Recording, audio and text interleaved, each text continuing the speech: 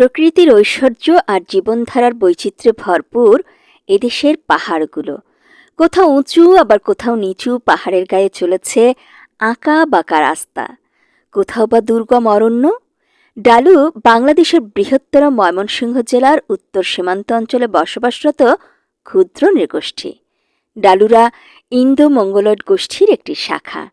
এরা নিজেদেরকে মহাভারতের মহাবীর অর্জুনের পুত্র বভ্রুবাহনের বংশধর হিসেবে পরিচয় দিয়ে থাকে।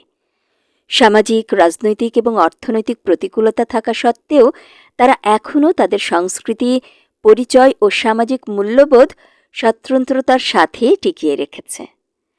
ময়মনসিংহ জেলার হালুয়াঘাট উপজেলার জয়রামকুড়া, সাংড়া, মণিকুড়া, শেরপুর জেলার নালিতাবাড়ী উপজেলার হাতীবান্ধা, পলাশিয়া, সোহাগপুর, সাওলাতলা, নাকুগাঁও, দেবী